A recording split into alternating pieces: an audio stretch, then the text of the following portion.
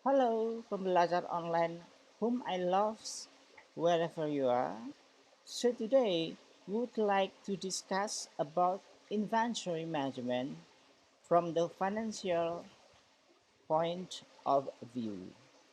But before that, please subscribe, like, share, and also comment my YouTube channels. My name is Dedang Prasetyo Niko. I'm a PhD graduate from Cardiff Metropolitan University in the UK, and I'm an expert in financial area. Please stay tuned and we'll right back after this moment.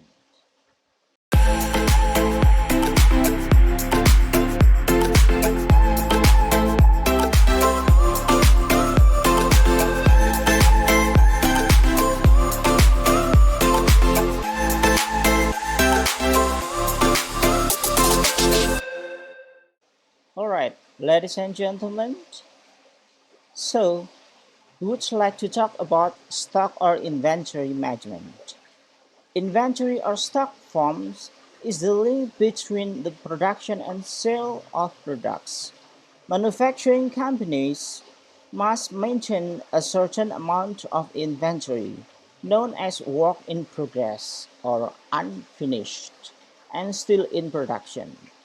Although the other types of inventories, such as still in transit, still in raw material, and finished good inventory, are not really necessary when categorized with very strict selection.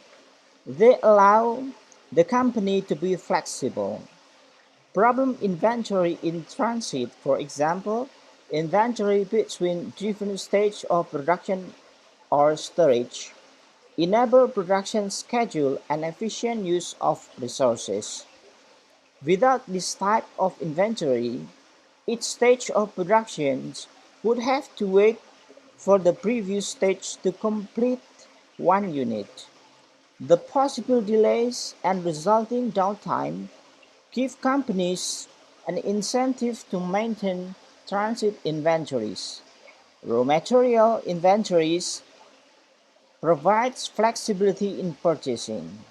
Without it, the company must directly do it by word of mouth, buying raw materials strictly and in orderly manner according to its production schedules. Inventory should have aspect of company flexibility in terms of production scheduling and marketing. Production needs to be directed directly to sales. Large quantities of inventory enable the company to provide efficient service according to customer demand. If a particular product is temporarily out of stock, then current and future sales for the customer may be compromised. Thus, there is an incentive to maintain all types of stock and put into the inventory. Conventional profits increase from increasing inventory. It can happen in some cases. A company can influence the economy of production and purchasing and can fill order more quickly. In short, the company is considered more flexible. The obvious drawback is the total cost of holding inventory, including storage and handling costs, and required return on capital tied up in the inventory needs. An additional disadvantage is the danger of obsolescence. Due to the effect of the selling price of goods, sales managers and production managers are often biased towards relative large inventories. In addition, the manager in charge of purchasing goods can often provide quantity discount due to large orders, and may often be here. This is the task that must be undertaken by financial managers to resist the temptation of large inventories, which is then carried out by imposing consideration of funds for the financier required to carry inventories as well as possible handling and storage costs. In recent years, Support that re-examine financial managers' question about maintaining large inventories has come from understanding a Japanese-inspired inventory control system called just in time or JIT for short. JIT goes against the conventional logic of maintaining large-scale inventories as a buffer against uncertainty factors.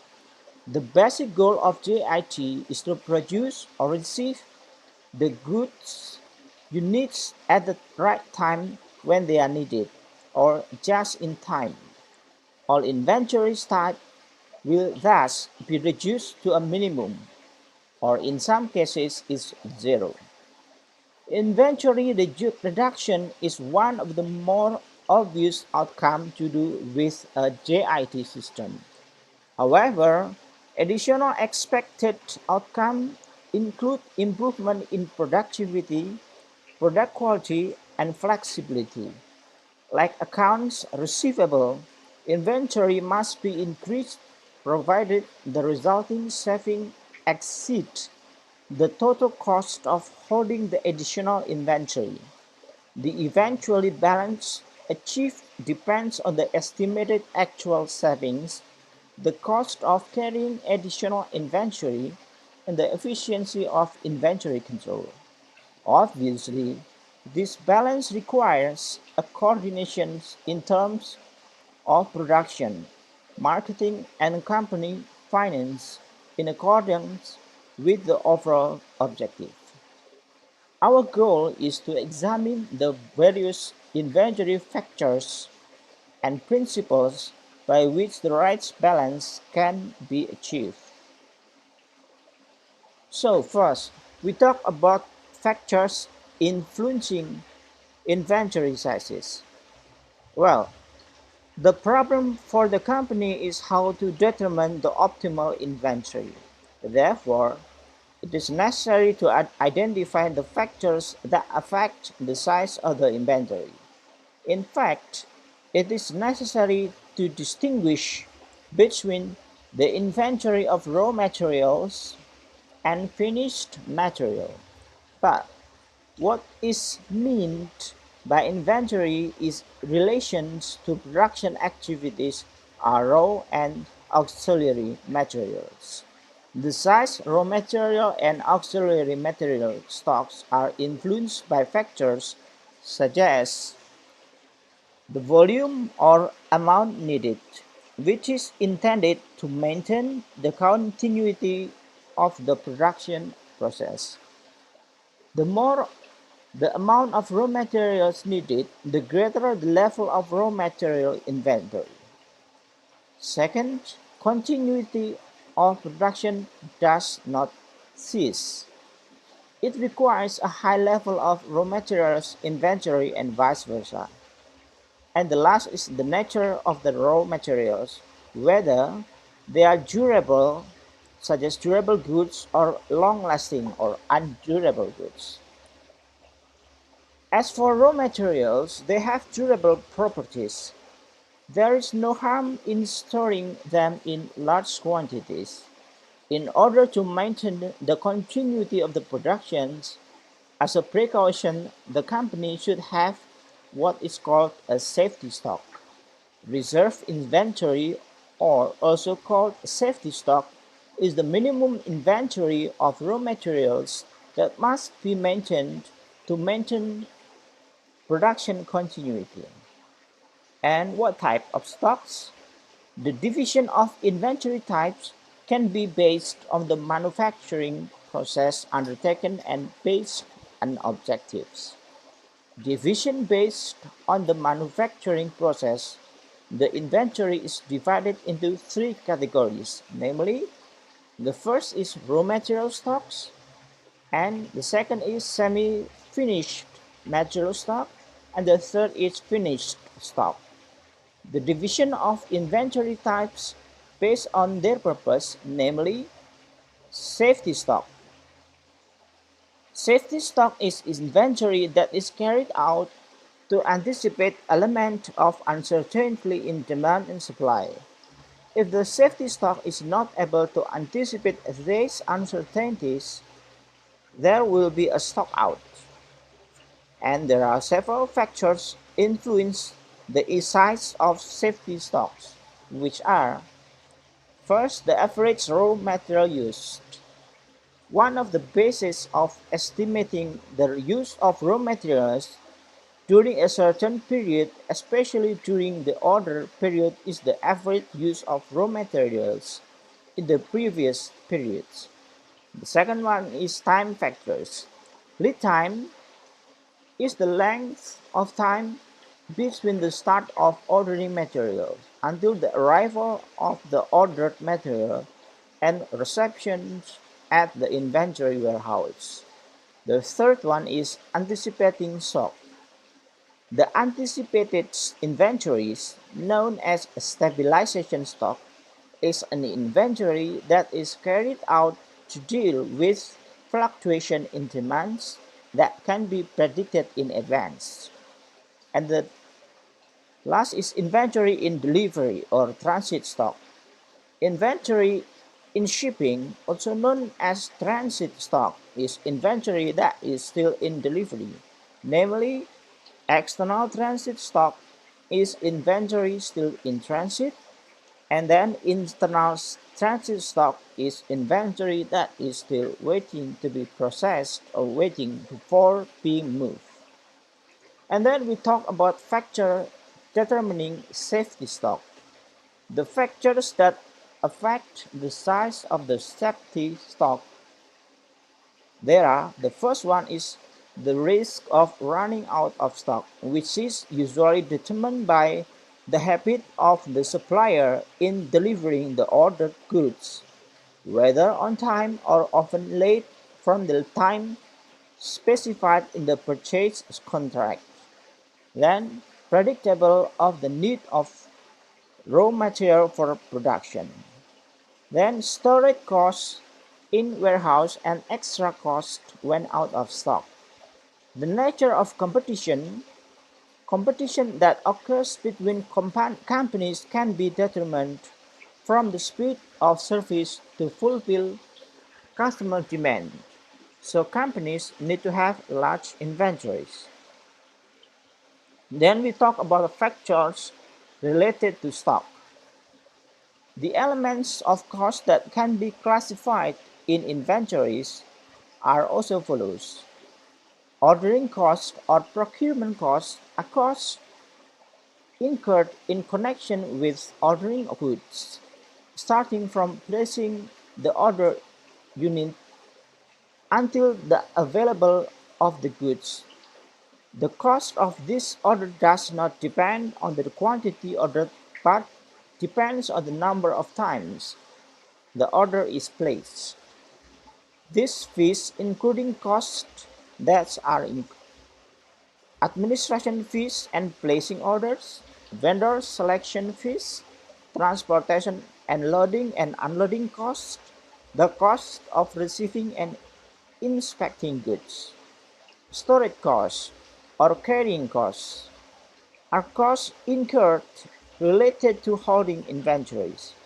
The storage cost is expressed in two forms, namely as a percentage of the average value of inventory per year in Indonesian rupiahs per year per unit of goods, including in this fee, which are warehouse rental fee, warehouse administration fee, warehouse executor salary cost, electricity, water, and telephone cost, cost of capital invested in inventory, insurance fee, and damage or loss cost and inventory depreciations.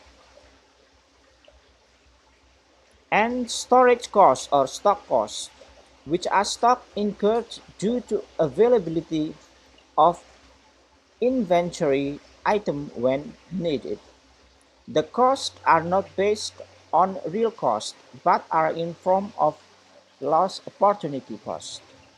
Included in this stock costs are, among others, opportunity costs arising from the cessation of the production process, additional administration costs, and the cost of losing customer.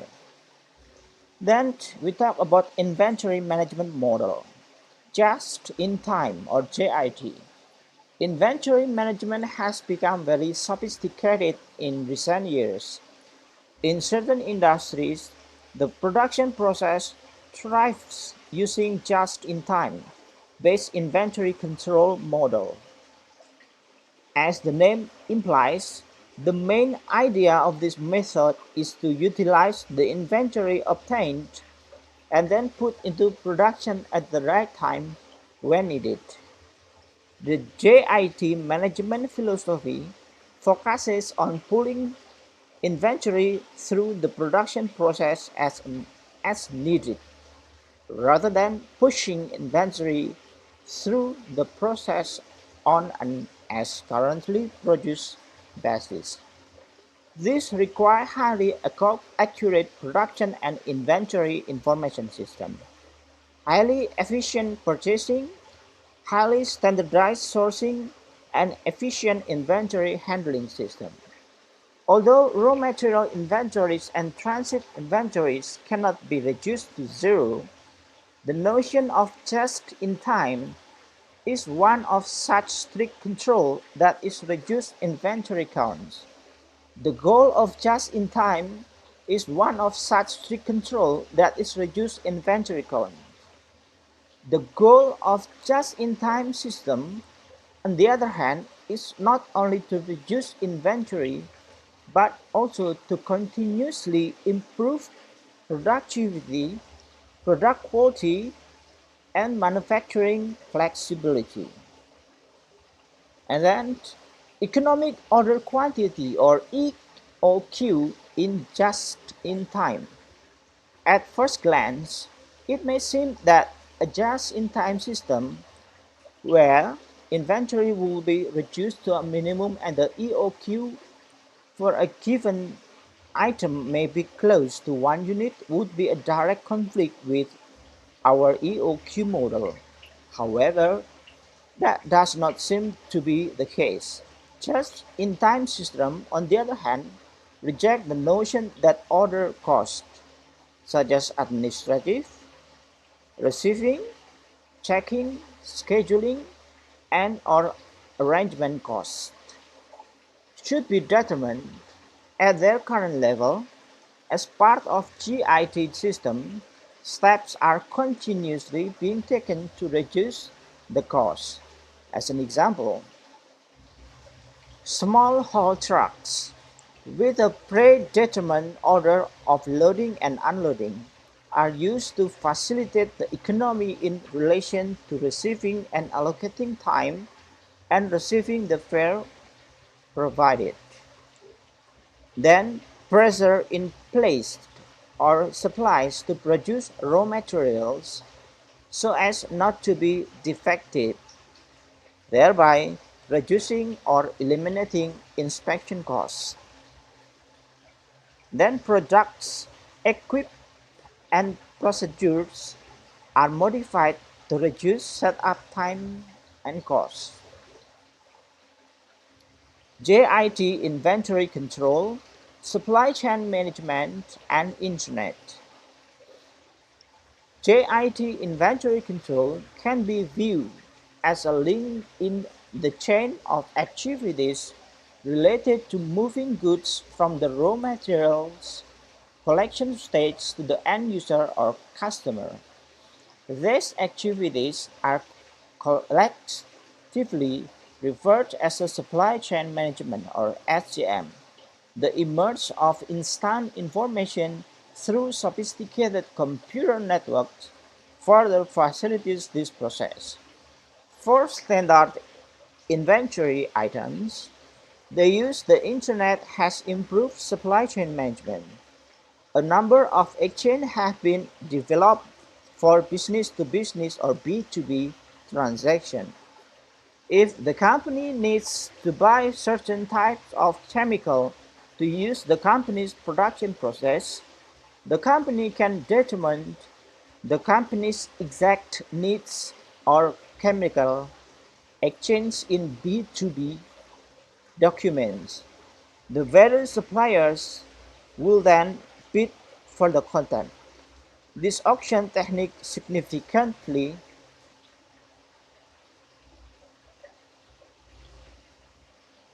reduces paperwork and other costs involved in finding the best price.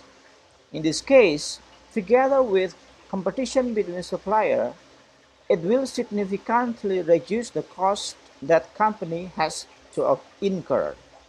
A number of B2B exchanges already exist for a wide variety of products, and several iterations are being developed all the time.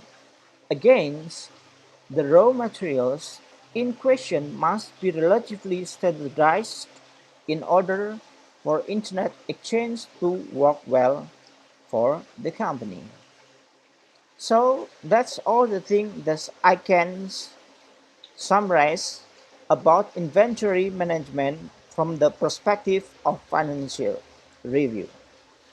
We may meet again very soon. Assalamualaikum warahmatullahi wabarakatuh.